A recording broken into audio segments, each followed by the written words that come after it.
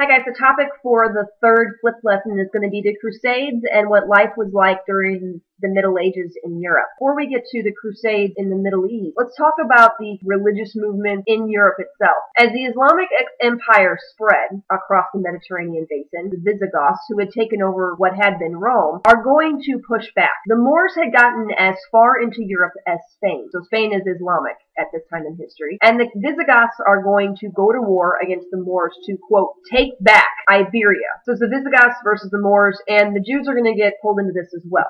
Why are the Jews pulled in? The Jews are pulled in because a lot of Christians at this time in history saw anybody who was Jewish as a quote-unquote murderer of their religious martyr, Jesus. And we'll get into the history of anti-Semitism in more detail as we go through European history. But the thing at this point I want you to remember is that by the time we get to World War II, anti-Semitism in Europe is pretty much ingrained. It's a cultural normalcy in Europe. So Hitler is not this crazy weirdo who just suddenly turns everybody against the Jewish population. Is able to kind of prey on generations of, oh, they're different. So why are the Visigoths going after, these Visigoths going after the Jews and the Moors? Well, they want the wealth. The Islamic world was very wealthy, and the Catholics want their hands in the wealth, and they're going to use their religion and religious trials in order to get a hold of it. They are going to put the Muslims and the Jews and anybody really who's not Catholic on trial for the crime of heresy. Anybody who is accused of heresy is considered a heretic, tried for being a witch. And this is how the witch trials get started. In Spain, they are the most brutal. You're going to see most of your burning at the stake type things are going to happen in Spain. They do happen in other places across Europe, but most of them are going to happen in Spain. They're also going to use drowning as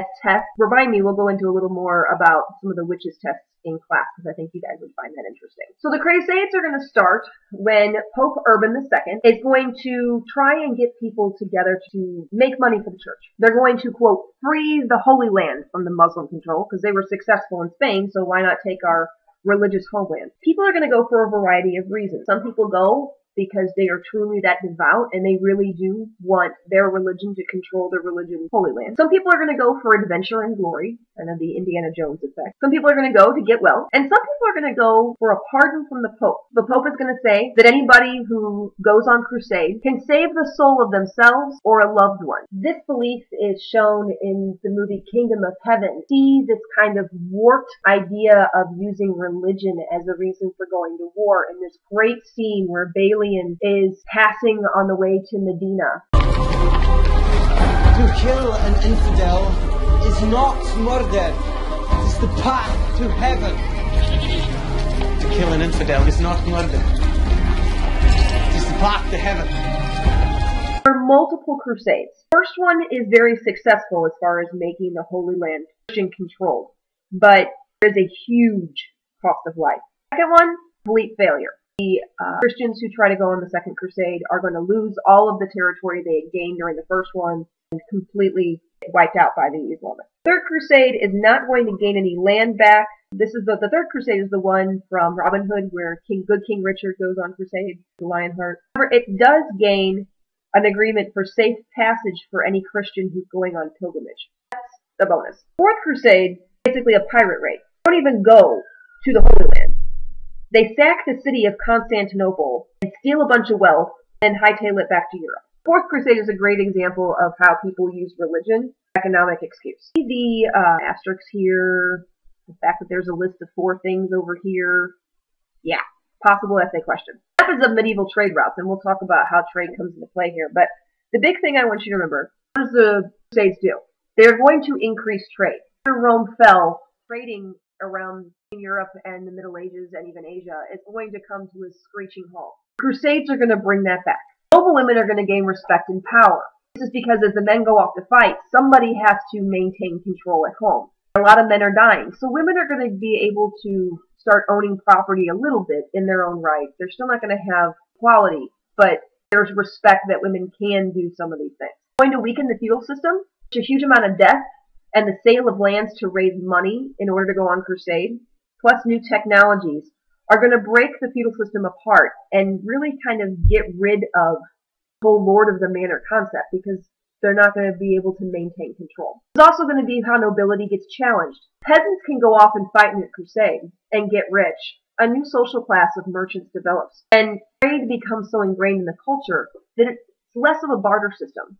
and people start wanting to trade in the form of money to move to the city. Also going byproducts of a new style of warfare.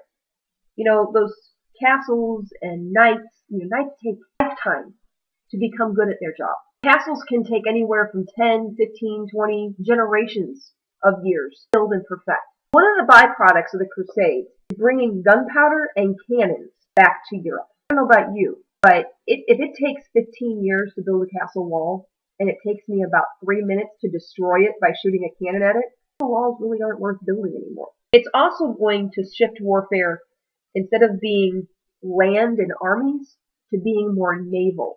When you start strapping those cannons onto ships, and people start fighting over sea instead of over land. That's huge, guys. Note that one for yourself. The importance of gunpowder and cannons in ending feudalism. Another weapon that comes back from the Crusades is the crossbow. This is going to make the knight obsolete. Swords and chainmail are no match as far as defense against a good marksman with a crossbow. And you can pick up the crossbow and practice it. And in a year or two's worth of practice, you can become an expert marksman. Instead of needing a lifetime of training, you can get pretty good at the crossbow pretty quickly. And a crossbow is a pretty cheap weapon. Peasants can become their own defense systems. You no longer need to hire an army of knights. You can give a bunch of peasants a bunch of crossbows and say, go after it, dude. Something that's going to weaken the feudal system, not just technology. It's going to be the rise of monarchs as far as power, the concept of nationalism. And we'll get into that in a little more detail later, but just write it here, nationalism. Right, daily life in the Middle Ages. At the beginning of the Middle Ages, most people are living in the countryside. They're living as peasants. However, after the Crusades, as more people shift towards towns, because of the revival of trade, the medieval system of manor homes starts disappearing even more. But the thing to remember about town life is it's not very fun. Diseases are going to spread rapidly because sanitation is not very good. Crime is going to be a problem, but there's really harsh punishments, so you better be good about not being caught. So why are we focusing on the growth of towns? Well, the growth of towns marks a change in the economy. People start having an economy based on trade and not so much on agriculture. This is one of those marker events that shows a significant shift in the way people are going to live their lives. It's also going to mark the growth of nations. And nations are going to occur when four things happen. The people are speaking a common language. You got to be able to communicate. There's a common religion. So, hey, I'm like these people. I believe the same things. There's common customs, like the same holidays or a style of dress or maybe a style of architecture. And there's also going to be natural barriers to help protect them from outside forces. This could be mountains or a river. It could be an ocean. The thing that's kind of unique about Western Europe is that you have the power of the Pope.